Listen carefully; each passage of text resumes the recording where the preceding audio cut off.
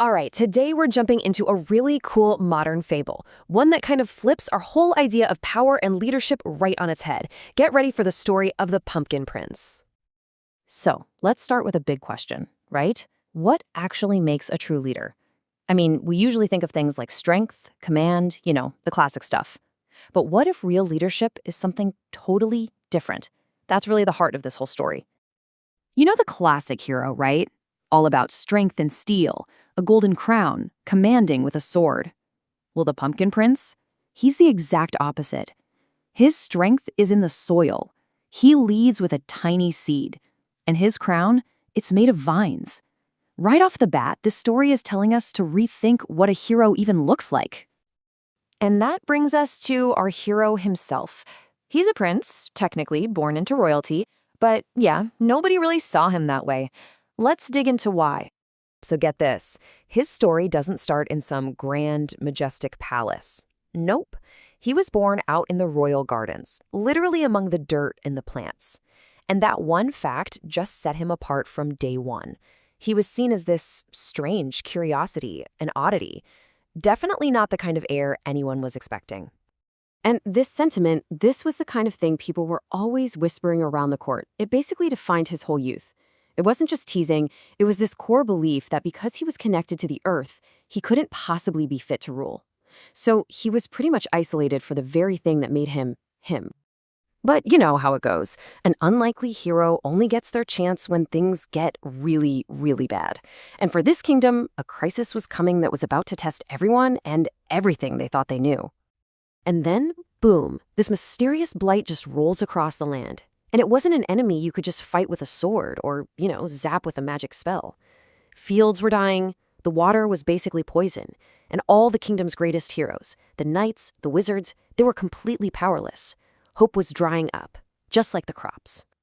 So this is the real dilemma, right? Everything they relied on, all the traditional forms of power, had completely failed. This crisis needed a whole new kind of solution, which of course meant the kingdom had to find a whole new kind of hero. And this is the moment. This is where our outcast prince finally steps forward. His journey starts right here, and he's about to turn everything they thought was a weakness into the kingdom's one and only hope. So while the knights are standing around and the wizards are stumped, the Pumpkin Prince actually gets to work.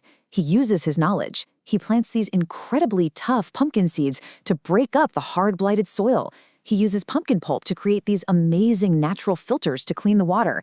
He even grows these massive gourds to build bridges. For every problem, he had a practical, brilliant solution from nature.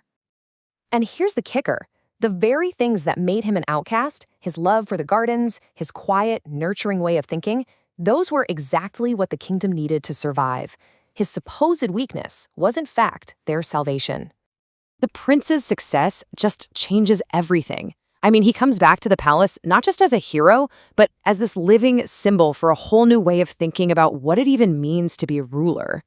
See, his power had absolutely nothing to do with brute force. It was all about cleverness, a good dose of humility, a nurturing spirit, and that deep connection to nature. This wasn't just some new prince. This was a complete reboot of what royal strength even means. And this quote just nails it, doesn't it? It perfectly captures the new philosophy he brings back. It's this powerful idea that real leadership isn't about having power over people, but about taking responsibility for the well-being of your people and your land. So, okay, it's a nice story about a prince and some pumpkins. But why does it matter to us today? Well, let's unpack the really modern moral hiding in this fable. This story is a perfect metaphor for what we now call authentic leadership. It's all about leading from who you actually are, using your own unique personality and values, instead of trying to squeeze into some old-fashioned idea of what a leader should be. The prince didn't try to become a knight, he just became a better gardener. So what are the big takeaways for us? Well, first, embrace the things that make you different. Realize that sometimes the greatest strength is in nurturing something, not dominating it. And maybe most important of all, that thing you think is your weakness, it might just be your hidden superpower. Which kind of leads to one last question for you to think about. What's the pumpkin in you? You know, that unique skill, that quiet passion, that weird little hobby that you've maybe been told to ignore?